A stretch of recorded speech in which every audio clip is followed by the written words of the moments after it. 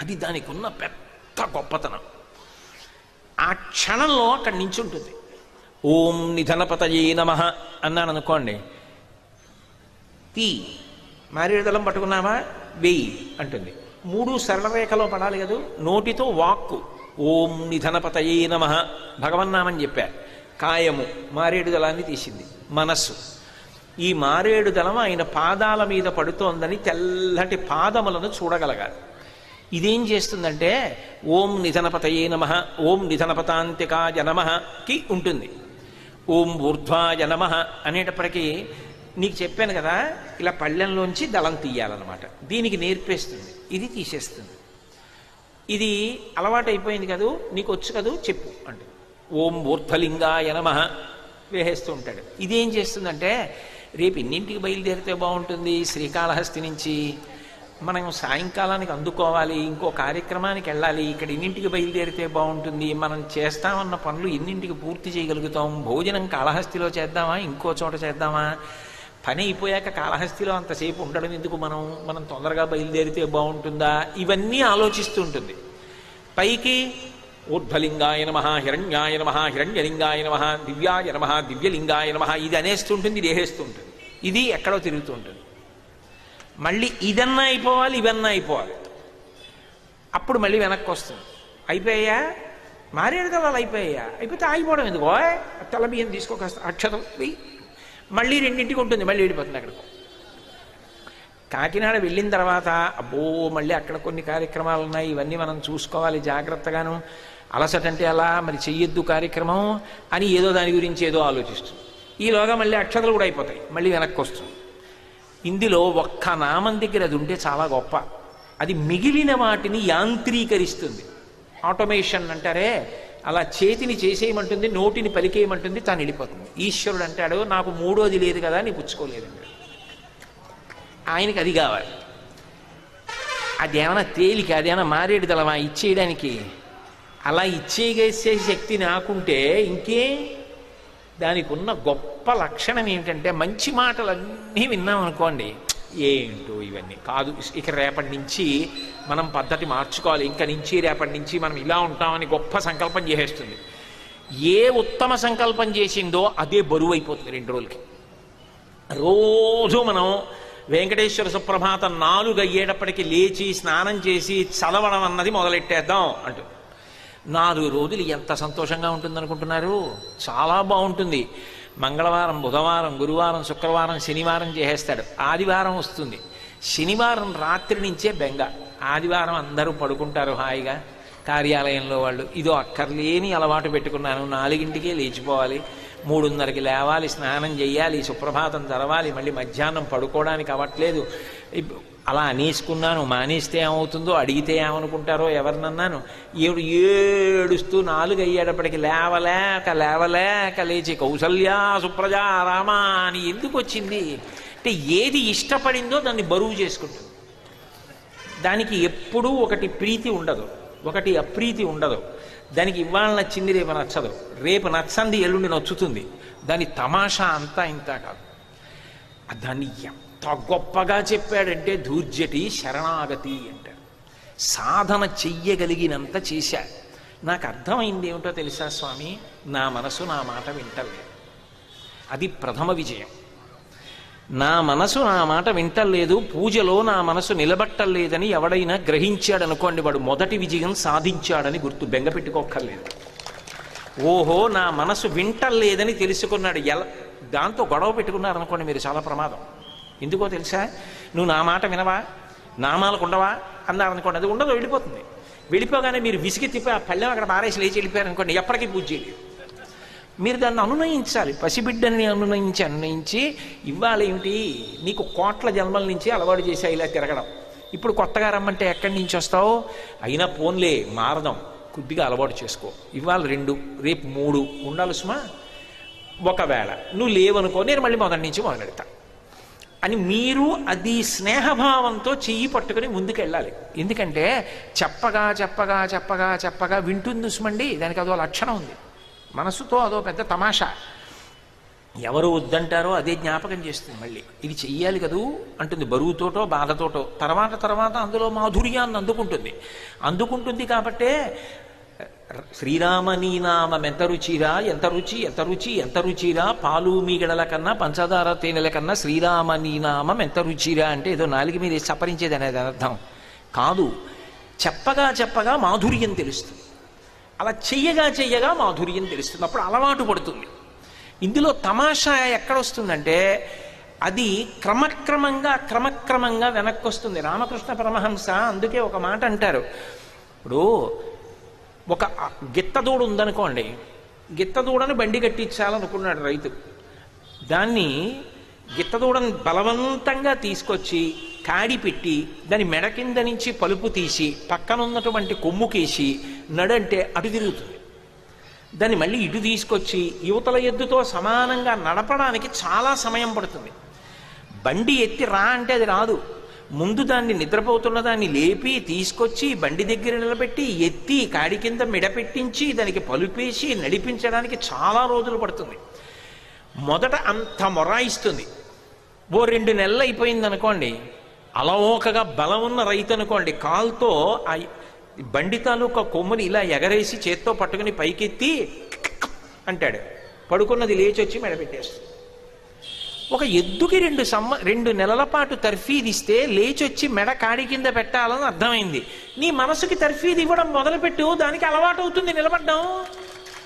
గొడవ పెట్టుకుంటే ఎందుకు నిలబెడుతుంది?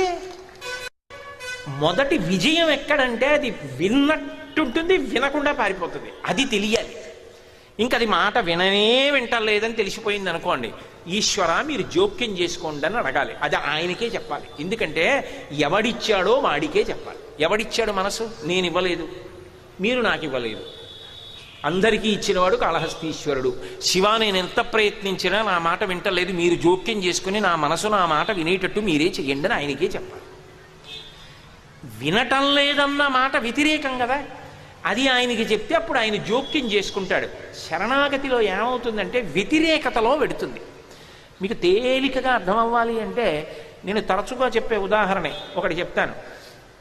ఒక యుద్ధం జరుగుతోంది. ఒక మహారాజు మంచి అట్టహాసంగా యుద్ధం చేస్తున్నాడు. పక్కన ఒక సామాన్య సైనికుడు కనబడ్డాడు. ఆయన అటు తిరిగి అన్నాడు, "ఒరే ఇవాళ రాత్రి 9 గంటలకు ఒక్కసారి నువ్వు నా శిబిరంలో నన్ను కలుసుకో" అన్నాడు. ఆయన అన్నాడు, "రాత్రి 9 గంటలకి మీ దగ్గరికి సేనాపతులు, మంత్రులు, దండనాథులు, ప్రభుత్వాధికారులు ఇంతమంది వస్తారు శిబిరం దగ్గరికి, నన్ను ఎవరు పంపిస్తాడన్నాడు." ఆయన వెంటనే ఇలా తీసి రాజముద్రికి ఇవ్వలేదు, అంగీ జేబులోంచి తీసి ఓ ఉంగరం విసిరాడు. రాజముద్రికి ఏమో అని చూశాడు, అది శత్రురాజు ముద్రిక. ఇది మహారాజా శత్రురాజు ముద్రికండి అన్నాడు. నువ్వేమీ అనక్కర్లేదు, తొందరగా నన్ను కలుసుకోవాలనుకున్న వాళ్ళు నా ముద్రిక చూపిస్తారు, నువ్వెవరికి ఏమీ చూపించక్కర్లా. ఈ శత్రురాజు ముద్రిక పట్టుకుని నా శిబిరం చుట్టూ తిరుగుతుండు 9 గంటలకి, అందరినీ ఆపి ముందు నిన్ను తీసుకొస్తారు నా దగ్గరికి అన్నాడు. అది పట్టుకు తిరుగుతున్నాడు. "నీకేం పనిరా సామాన్యమైన సైనికుడు, ఎందుకు మహారాజు గారి గుడారం దగ్గర తిరుగుతున్నావు" అన్నాడు. "నేను చెప్పను" అన్నాడు. "ఎందుకు చెప్పవు?" "నేను చెప్పను." వెతికారు. శత్రురాజు ఉంగరం దొరికింది. అమ్మమ్మమ్మమ్మ ఏదో ఉంది కథ. వీడిని రాజుగారి దగ్గరికి తీసుకెడిగితే పదోన్నతి లభిస్తుంది, భలే పట్టుకున్నావురా అని. అందుకని అందరినీ ఆపేసి ముందు వీడి సంగతి చూడాలని లోపలికి తీసుకెళ్లారు. మహారాజు చూశాడు, "మహారాజా వీడి దగ్గర శత్రురాజు ఉంగరం ఉంది." "సరే నువ్వు బయటికి వెళ్ళిపో, నేను మాట్లాడతానన్నాడు. చూసావా, నా ఉంగరం ఉన్న వాళ్ళందరూ బయట నుంచి ఉన్నారు, శత్రురాజు ఉంగరం ఉన్న నువ్వు నా దగ్గరికి ముందు వచ్చేసావు. శరణాగతి అంటే ఏమిటో తెలుసా? నా మాట వింటలేదని భగవంతుడికే చెప్పేయాలి. శత్రురాజు ఉంగరం దగ్గర పెట్టుకున్నాడు. తొందరగా భగవంతుడి దగ్గరికి ఎడతావు, కానీ అరమరిక ఉండడానికి వీల్లేదు. అక్కడికి వెళ్ళి గొప్ప నటుడిలా ఏదో విభూతి పుండ్రాలు పెట్టేసుకుని పెద్ద అంచు పంచగట్టేసుకుని పెద్ద శ్లోకాలు చెప్పేస్తే లొంగిపోయేంత అమాయకుడు కాడు ఆయన. ఆయన నడవడిని పరిశీలిస్తాడు. "అయ్యా నా మాట వింటలేదండి, నేను తప్పులు చేస్తున్నానండి, నేను మోహపడిపోతున్నాను, లోభపడిపోతున్నాను, ఆకర్షణకి గురవుతున్నాను, ఇంద్రియములకు వశపడిపోతున్నాను, మీరు జోక్యం చేసుకోండి" అని శివుడికి చెప్తే అది శరణాగతి. అది ఉత్తరక్షణ ప్రయోజనాన్ని ఇస్తుంది. అందుకే అది చేస్తున్నాడు ధూర్జటి. "రోషీరో యదు కామినీజనుల తారుణ్యోరు సౌఖ్యంబులన్" దానికి నేను పెద్ద విశేషమైన వ్యాఖ్యానం చెయ్యక్కర్లేదు, మీ అందరికీ అర్థమై ఉంటుంది. ఆయన కామమును గురించి ప్రస్తావన చేశాడు. ఎంత అనుభవించినా స్త్రీ సౌఖ్యమునందు నాకు వైరాగ్యము కలగలేదు, మళ్ళీ మళ్ళీ కోరుకుంటోంది. చాలు, అంతకన్నా వ్యాఖ్యానం అక్కర్లేదు. దానికి మీరందరూ ప్రాజ్ఞులు, మీరు తెలుసుకోగలరు. కాబట్టి రోషీరోయదు కామినీ జనుల తారుణ్యోరు సౌఖ్యంబులన్ బాసీబాయదు పుత్ర మిత్ర ధన సంపద్భ్రాంతి. ఏమిటో ఈ కొడుకులు ఏమిటో, ఈ కూతుళ్ళు ఏమిటో, ఈ అల్లుళ్ళు ఏమిటో, ఈ బంధువులు ఏమిటో, ఇవన్నీ శాశ్వతమా? ఇవన్నీ ఉంటాయా? ఆఖరికి కల్లరి బొమ్మయవు కాయంబునొల్లా అద్దె కొంపలబోలు ఆ లోకమొల్ల ఎందుకీ భోగంబులెందుకీ మురుపు ముందు చావుండంగ మురియంగనగుని హరసాంబ శంభో మహాదేవయనచు హరశివ శంభో మహాదేవయనచు ఈ రెండు మాటలుడెవడు పఠించు పారిపోవును వాని పాపములంచు పెద్దలు చెప్పగా మది విని నమ్మి బుద్ధి తెచ్చుక మిమ్ము పొడగంటి సుమ్మి ఎటుల రక్షించదో ఇంత పాపాత్మో ఎటుల రక్షించదో ఇంత దుష్టాత్మో నాయన్న నా దొరా ననుగన్నవాడ దీనపోషక దేవ దేవదేవేశ దానవకులనాశ దక్షాయణీశ కామబాధల నన్ను కాలగానీయకు అని శివమానస పూజలో పరమశివుడిని ఉద్దేశించి స్తోత్రం చేస్తారు. అలా ఈశ్వర రోషీరోయదు కామినీ జనుల తారుణ్యోరు సౌఖ్యంబులన్ బాసీబాయదు పుత్ర మిత్ర జన సంపద్భ్రాంతి వాంఛా సంపద్భ్రాంతి. ఈశ్వర నాకు కొడుకుల మీద భ్రాంతి, ఎంతసేపు వాడెలా మనవలెలా ముని మనవలెలా. అక్కడే మనిషికి జంతువుకి తేడా అక్కడ వచ్చేస్తుంది. నిజానికి జంతువుకున్నంత సుఖం బహుశా మనిషికి ఉండదు. ఎందుకంటే జంతువు యొక్క అవసరములు తక్కువ. బట్టలు కుట్టించుకోక్కర్లేదు, నగలు వేసుకోక్కర్లేదు, బ్యాంకులో డబ్బులు వేసుకోక్కర్లేదు, ఏటీఎంలో డబ్బు లేదని బెంగెట్టుకోక్కర్లేదు, ఎవరో పన్ను వేస్తారని బాధ లేదు, కొడుకు ఏమడుగుతాడో అన్న బెంగ లేదు, మనవలు ఏమైపోతారో అని బెంగపెట్టుకోక్కర్లేదు, ఇల్లు కట్టుకోవాలన్న చింత లేదు. నిజానికి దానికి అవసరములు బహు తక్కువ. దాని బిడ్డకి తనంత తాను ఆహారమును సంపాదించుకోవడం రాగానే అది బిడ్డని వదిలిపెట్టి తన జీవనం తాను చేసుకుంటుంది. అంత వైరాగ్యం నిజానికి మనిషికి ఇది. అయితే అది అజ్ఞానంతో కాబట్టి దానికన్నా మనిషి గొప్పవాడయ్యాడు. ఎన్ని వినండి, ఇంకా ఏదో ఆ కొడుకు మీద భ్రాంతి, ఆ తండ్రి మీద భ్రాంతి, భర్త మీద భ్రాంతి, భార్య మీద భ్రాంతి ఉండవలసిందే. చెప్పినంత మాత్రాన తగ్గిపోదు. కానీ సాధన అన్నది కూడా కొంత మనసులో అవసరం అవుతుంది కదూ. అది సాధన చేద్దామంటే శంకర సాధనకి నిలబట్టలేదు. అది అలాగే ఉండిపోతుంది. వచ్చిన బాధ ఏమిటంటే నేను ఉండిపోతాను, నేను నమ్ముకున్న వాళ్ళందరూ ఉండిపోతారు, ఏమీ అవదు అనుకుంటాను. ఒక ఆయన ఒక అద్భుతమైన మాట చెప్పాడు నాకు. అది విన్నప్పటి నుంచి మా ఇంట్లో మూకుడు చూస్తే అది గుర్తొస్తుంటుంది. వాళ్ళ తాతగారు చనిపోయినప్పుడు గారెలు ఉండారు మూకుట్లో, వాళ్ళ నాన్నగారు చనిపోయినప్పుడు గారెలు ఉండారు ఆ మూకుట్లో. అంటే ఆ మూకుడుకున్నంత ఆయుర్దాయం వాళ్ళ ఇంట్లో ఆ పైన ఎవరికీ లేదు. ఆ తర్వాత అమంగళకరమైన మాట ఎందుకు, అప్పుడు గారెలు వండుతారు. అంటే వాళ్ళు పక్కింట్లో దొంగలు పడ్డారంటే ఏం చేస్తాడంటే, ఒకసే పక్కింట్లో దొంగలు పడ్డారు, తాళాలన్నీ వేసావా, తలుపులన్నీ జాగ్రత్తగా వేసావా, కిటికీలు మూసావా అంటాడు. పక్కింట్లో ఏంటి, మన ఇంట్లోనే మా నాన్నగారు పోయారు కదా, మా అమ్మగారు వెళ్ళిపోయారు కదా, మా తరంలోనే మా అన్నగారు ఒకడు వెళ్ళిపోయాడు కదా, మా పెద్దనాన్నగారు అబ్బాయి. కాబట్టి వెళ్ళిపోవడం ఖాయం కదా. మనిషి మృత్యువును అంగీకరించాడు అనుకోండి, మనిషిలో మార్పు వచ్చేస్తుంది. పడిపోవడం అంటే శరీరం కదా. జీవుడు వెళ్ళి నిలబడ్డాక ఈశ్వరుడు అడుగుతాడు కదా, నేను మనుష్య జన్మనిచ్చాను ఏం చేసావని అడుగుతాడు కదా. అప్పుడు నేను చెప్పాలి కదా, బుకాయిస్తే కుదరదు కదా. నేను పెట్టుకున్న టెలిఫోనే నేను అమెరికా రష్యా మాట్లాడేసి ఎవరూ చూడలేదు కదా అని మాట్లాడితే బిల్లు వస్తుంది.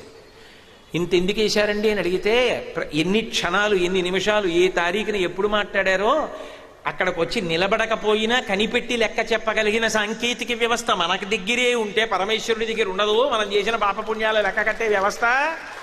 కాబట్టి అప్పుడు నేను ఏం చెప్పాలి, ఎందుకురా నీకు మనుష్య జన్మ అంటే, అయ్యి బాబోయ్. కాబట్టి స్వార్థం అన్న మాటకు అర్థం ఏమిటంటే, నా జీవుడి కోసం నేను ఏమైనా చేసుకోవాలి అని మొదలు పెడతాడు.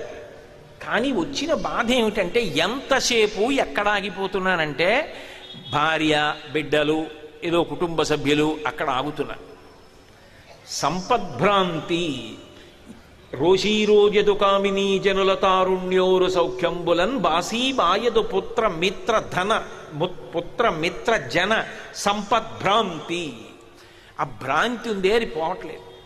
వాంఛాలతల్ కోశీకోయదు, కోరికలో పోయినట్టుగా ఉంటాయి. బా ఏ పిచ్చి ఎందుకు వచ్చిందంటావు ఇవన్నీ అనిపిస్తుంది.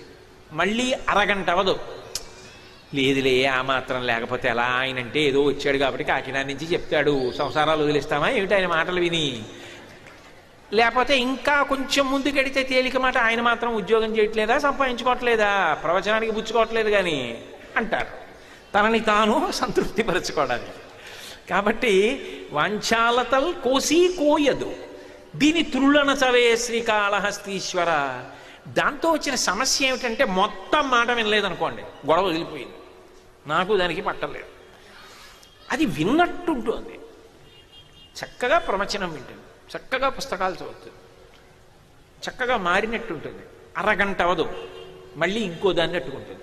ఇదే కదే నిన్ను వద్దన్నాను, ఇవన్నీ కుదిరే విషయాలా అంటుంది. మళ్ళీ ఆ తర్వాత ఏమిటో అనవసరంగా చేశానని తలపొట్టుకుంటుంది. దీంతో నేను పడలేకపోతున్నాను శివ, దీని త్రుళ్ళనచవే శ్రీకాళహస్తీశ్వర. అంటే మనసుని ఇచ్చిన వాడివి నువ్వు జోక్యం చేసుకో. జోక్యం చేసుకుని నా మనసు ఇష్టం వచ్చినట్టుగా కాసేపు విని కాసేపు వినకుండా, అది మనసు యొక్క లక్షణం, అది యాంత్రీకరణ శక్తి, దాని వేగం. దానికి వేగము యాంత్రీకరణ ఈ రెండిటినీ పట్టుకుని జీవుణ్ణి పతనం చేసేస్తుంది. మంచి పుస్తకం చదువుతున్నారనుకోండి, ఇక్కడ ఉండదు, అపారమైన వేగంతో అక్కర్లేని విషయం మీదకి వెళ్ళిపోతుంది. యాంత్రీకరణ ఇక్కడ మాత్రం ఏదో చదివేస్తూ ఉంటాడు. పిల్లలు కూడా చూడండి, ఏదో చదువుతుంటారు. శ్రీకృష్ణదేవరాయలు విజయనగర సామ్రాజ్యమును స్థాపించను, ఆయన సాహితీ సమరాంగణ సార్వభౌముడు, లలిత కళాప్రియుడు, కవి పండిత పోషకుడు, విద్వత్ కవి. అక్కడే చదువుతున్న నాన్నగారు ఏ సామ్రాజ్యాన్ని స్థాపించాడు రాయల వారు అంటే ఇంకా అక్కడ వరకు రాలేదండి అంటాడు.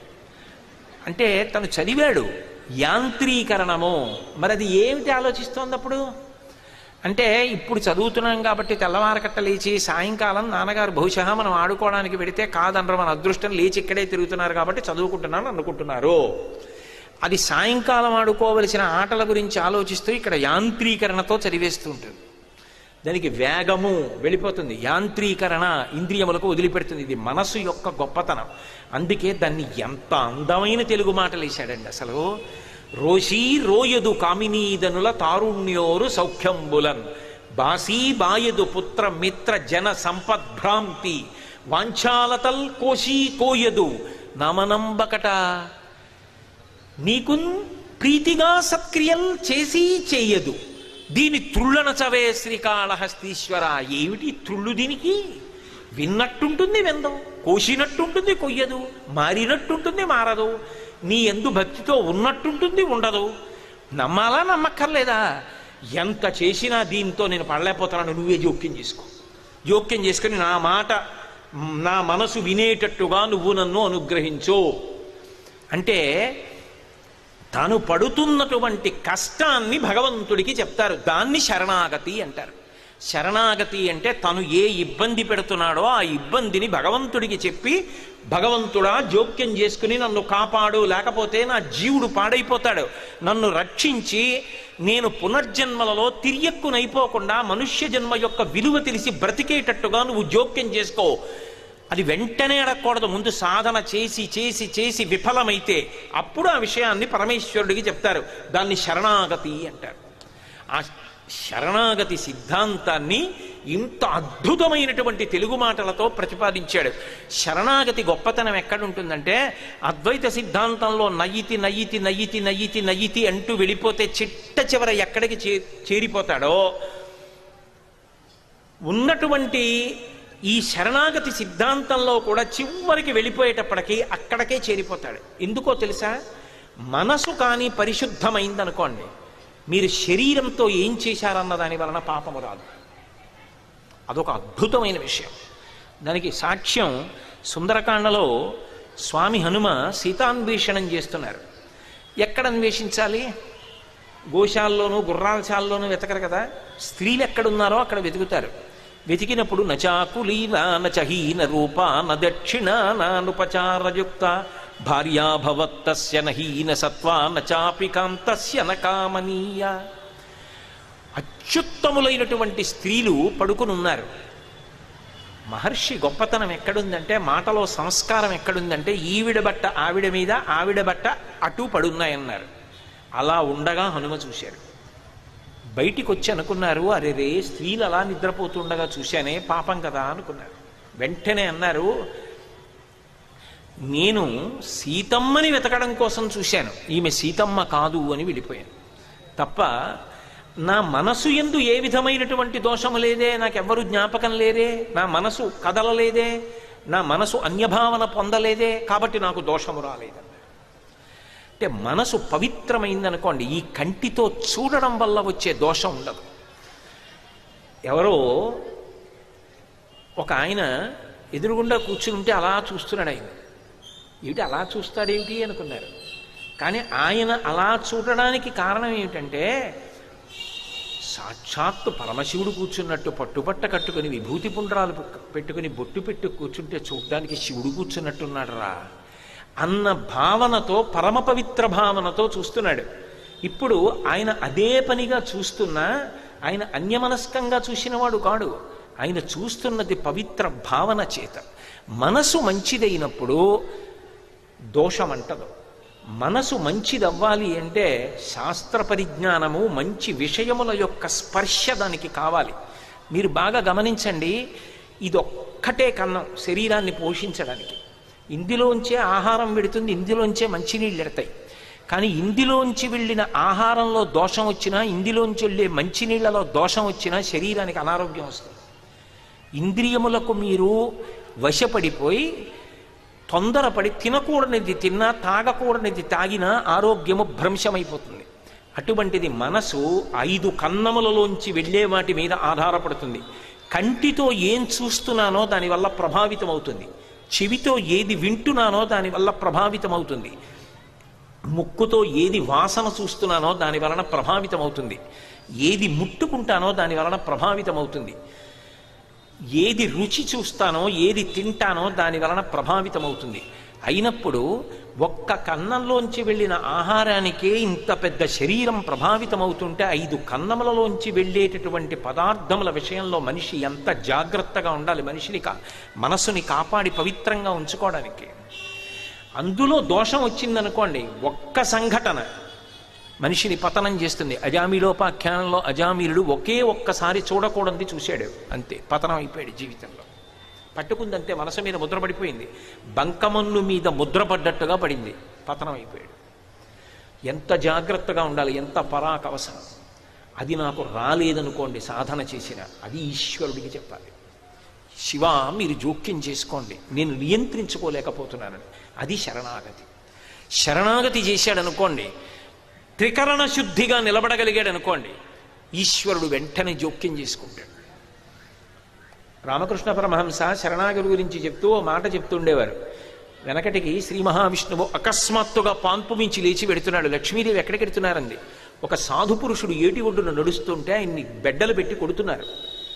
ఆయన నన్ను శరణాగతి చేశాడు మనసులో కాపాడమని. ఆయన తిరిగి ఎవ్వరిని ఏమీ అనలేదు, నేను ఆయన్ని రక్షించడానికి వెడుతున్నాను అన్నాడు. అని 4 అడుగులు వేసి వెనక్కి వచ్చి కూర్చున్నాడు.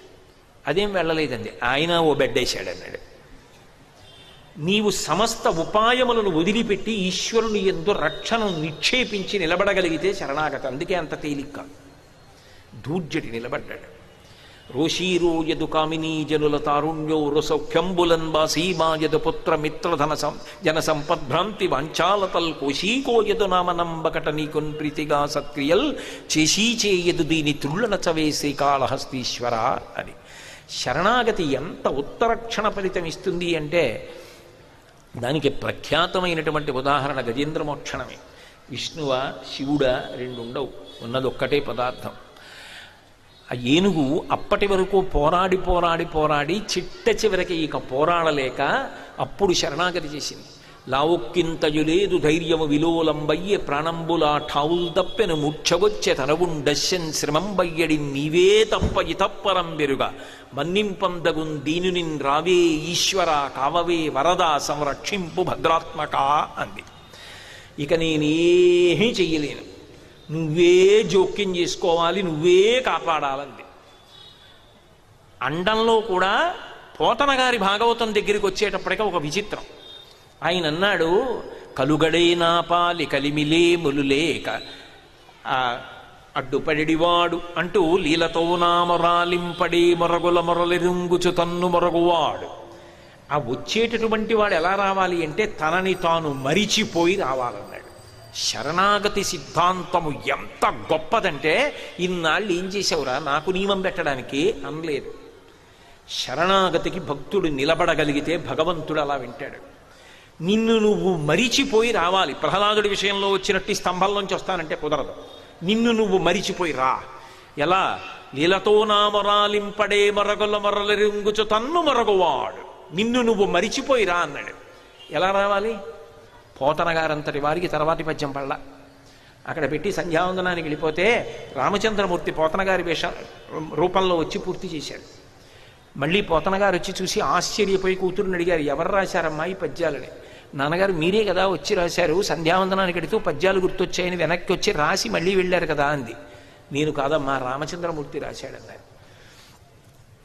అల వైకుంఠపురంబులు నగరిలు ఆమూల సౌధంబుదాపల మందార వనాంతరమృతసర ప్రాతేందు కాంతోపలోత్పల పర్యంకరమా వినోది యగు ఆపన్న ప్రసన్నుండు విహ్వల నాగేంద్రము పాహీ పాహీ అన కుయ్యాడించి సంరంభియై తనని తాను మరిచిపోయి రమ్మన్నాడు కదూ. సిరికింజప్పడు శంఖచక్రయుగమున్ చేదో ఈ సంధింపడే పరివారంబును జీరణ భ్రగపతిన్ మన్నింపడాకర్ణికాంత రథం మిల్లము చక్కనొత్తడు వివాద ప్రోద్ధిత శ్రీ కుచోపరి చేలాంచలమైన వీడడు గజప్రాణావనోత్సాహియై తన వెంటన్ సిరి లచ్చి వెంట నవరోధ వ్రాతముందాని వెనక పక్షీంద్రుడును ధను కౌమోదికి శంఖచక్ర నికాయంబును ధ్వజనీకాంతుడు తా వచ్చి రొయ్యన వైకుంఠపురంబునన్ కలుగువారాబాల గోపాలమును. చిట్ట చివరికి లక్ష్మీదేవి యొక్క కొంగు పట్టుకున్నవాడు కొంగు విడిచిపెట్టకుండా, ఆవిడ వంక తిరిగి ఒక మాట చెప్పకుండా, శంఖచక్రాలు పట్టుకోకుండా, గరుత్మంతుణ్ణి అధిరోహించకుండా, రజనీకాంతుడు విశ్వక్సేనుడు మొదలైన వాళ్ళు అడుగుతుంటే మాట్లాడకుండా గజేంద్రుణ్ణి రక్షించే వరకు పెద్ద పెద్ద అంగలేసుకుంటూ అలాగే వచ్చేసి సుదర్శన చక్రాన్ని ప్రయోగించి మొసలి కంఠాన్ని ఉత్తరించి ఏనుగుని కాపాడే వరకు ఆగకుండా తనని తాను మరిచిపోయి వెళ్ళిపోయాడు. అంటే భక్తులు పెట్టిన నియమానికి వశపడి ఈశ్వరుడు జోక్యం చేసుకుంటాడు. శరణాగతి సిద్ధాంతమునకు అంత గొప్పతనం ఉంది. సాధన చెయ్యగలిగినంత చేసి భక్తి కొరకు ప్రయత్నం చేసి చేసి చేసి విఫలమైపోతే, ఇక నా వల్ల కాదనుకుంటే, అప్పుడు ఈశ్వరుడు యొక్క జోక్యాన్ని త్రికరణ శుద్ధిగా అడిగితే దానిని శరణాగతి అంటారు. ఆ శరణాగతి సిద్ధాంతానికి పట్టాభిషేకం చేశాడు. నిజంగా చేయడం అంటే అలా ఇలా కాదు. తెలుగు భాషలో ఎంత అందమైన మాటలు వేస్తే మనసు యొక్క ఆట ఆవిష్కరణమవుతుందో అంత అందమైన మాటలు విని వినకపోవడం, కదిలి కదలకపోవడం, లొంగి లొంగకపోవడం, వదిలి పట్టుకోవడం, ఇవన్నీ మనసుకున్నటువంటి ద్వంద్వాలు. దాన్ని తెలుగు మాటలలో అంత అద్భుతంగా ప్రయోగించి మనసు యొక్క స్థితిని ఆవిష్కరించి శ్రీకాళహస్తీశ్వరుని శరణాగతిని అభ్యర్థించిన మహాభక్తుడు దుర్జటి. అందుకే రోషీరోయదు కామినీ జనుల తారుణ్యోరు సౌఖ్యంబులన్ బాసీబాయదు పుత్ర మిత్ర జన సంపద్భ్రాంతి వాంఛాలతల్ కోశీకోయదు నమనంబకట నీకున్ ప్రీతిగా సత్క్రియల్ చేసీ చేయదు దీని తుళ్ళనచవే శ్రీకాళహస్తీశ్వర. ఒకట ఇన్ని పద్యాలు చేశాడండి మనసు మీద. తమకంబప్ప పరంగనాజన పరద్రవ్యంబులన్ మృత్యులింగ మహోద్యోగము చేయునెమ్మనము దానింబట్టి వైరాగ్య పాశంబులన్ కట్టి బిగించి నీ చరణస్తంభంబునన్ కట్టివైచి ముదంబెన్నడు కల్గజేయగదవో శ్రీకాళహస్తీశ్వర. ఎంత తొందర ఉండాలో! శరీరము వృద్ధాప్యమును పొందకముందే మనిషి తొందర పడకపోతే, ఆ తర్వాత తెలుసుకున్నా శరీరము సహకరించకపోతే ఇంకా ఏమీ చేసుకోలేకుండా ఎలా పాడైపోతాడో చెప్పడానికి అద్భుతమైన మాటలు వాడాడు. ముందు జాగ్రత్తగా శరీరాన్ని వాడారనుకోండి, ఓ క్షేత్రం ఉంది, ఆ పాటి ఓపిక ఉండగా కష్టపడి 1000 లింగాల కోనకెళ్ళి ఎండో కొండో నెత్తి మీద ఉత్తరీయం వేసుకుని 1000 లింగాల కోనకెళ్ళి సహస్రలింగాన్ని చూసి వచ్చారనుకోండి, చక్కగా ఆ భరద్వాజ మహర్షి ప్రతిష్ఠించినటువంటి లింగాన్ని దర్శించి ఆ కోనేరు చూసొచ్చి కన్నప్ప కొండెక్కి కన్నప్పని దర్శించి వచ్చారనుకోండి, ఓపిక ఉండగా దీన్ని వాడారు. దీనికి ఓపిక తగ్గిపోయింది. మనసు ఏం చేస్తుంది? ఇది ఓపిక తగ్గిపోయినా కళ్ళు మూసుకు కూర్చున్నాడు అనుకోండి, అలా శ్రీకాళహస్తి క్షేత్రానికి పోతుంది, లోపలికి వెళ్ళిపోతుంది, వాయులింగాన్ని చూస్తుంది, జ్ఞానప్రసూనాంబను చూస్తుంది, దక్షిణామూర్తిని చూస్తుంది, మృత్యుంజయమూర్తిని చూస్తుంది, వెంకటేశ్వరుని చూస్తుంది, కనకదుర్గని చూస్తుంది, చెంగల్వరాయుడిని చూస్తుంది, సరస్వతి తీర్థం చూస్తుంది, కన్నప్పని చూస్తుంది, వజ్రేశ్వరుణ్ణి చూస్తుంది, అపరాజితిని చూస్తుంది, సహస్రలింగాన్ని 1000 లింగాల కోనలో చూస్తుంది, అన్నీ చూస్తుంది. ఓపిక ఉండగా దీన్ని వాడారు కాబట్టి దీనికి ఓపిక తగ్గి మడత కుర్చీలో పడుకున్నా ఇది అన్నిటినీ మళ్ళీ ఓసారి చూపిస్తుంటుంది. దీనికి ఓపిక తగ్గిపోయే వరకు మనసుకి ఆలంబనం లేదు, దీనితో వెళ్ళింది లేదు. అంతా అయిపోయిన తర్వాత ఏమండి ఇప్పుడు ఎందుకండి ఇవన్నీ పదవీ విరమణ చేశాను తర్వాత వస్తానంటే అప్పటికి రక్తపోటు వచ్చి మధుమేహం వచ్చి అడుగు తీసి అడుగేయలేక ఎక్కడికి వెళ్ళనప్పుడు, అందుకున్న స్మరణలు లేనప్పుడు, అందుకున్న ముద్రలు లేనప్పుడు మనసు ఏది చూపిస్తుంది? అప్పుడు చదవమంటే ఏ నామం చదువుతుంది, ఏ శ్లోకం చదువుతుంది, ఏ పద్యం చదువుతుంది, ఏ పుస్తకం గురించి తెలుసు, ఏ పూజ చేస్తుంది, ఏం తెలుసు దానికి? పాపం ముందు శరీరాన్ని వాడు, మనసు శ్రీమంతమవుతుంది. మనసుని మొట్టమొదట నువ్వు అన్య విషయాలన్నిటిలో తిప్పి శరీరం బడలిపోయిన తర్వాత అప్పుడు భగవంతుడంటే ఎలా తరిస్తావు? దాన్ని ఎంత గొప్పగా చెప్పాడో తెలుసా అండి ఆ సిద్ధాంతాన్ని.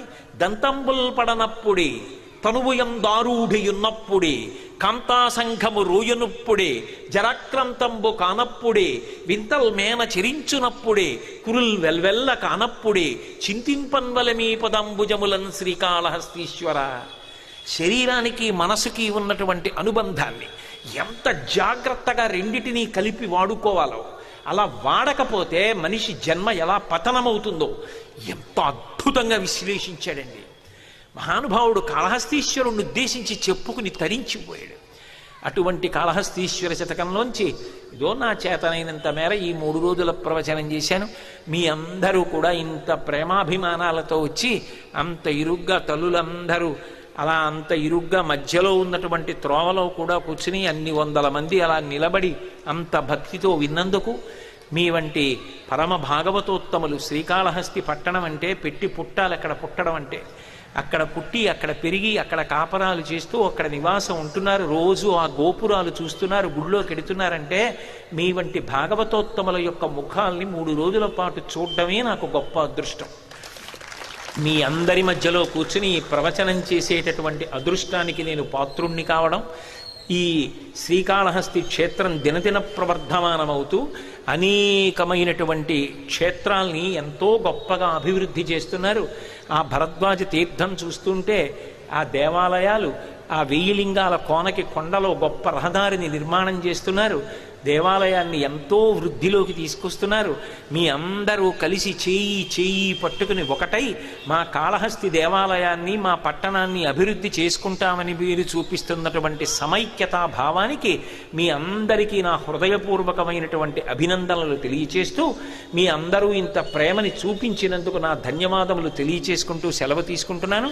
మంగళాశాసనపరై మదాచార్య పురోగమై సర్వైశ్చ పూర్వైరాచార్యై సత్కృతాయాస్తు మంగళం. మంగళం కౌసలేంద్రాయ మహనీయ గుణాత్మనే చక్రవర్తి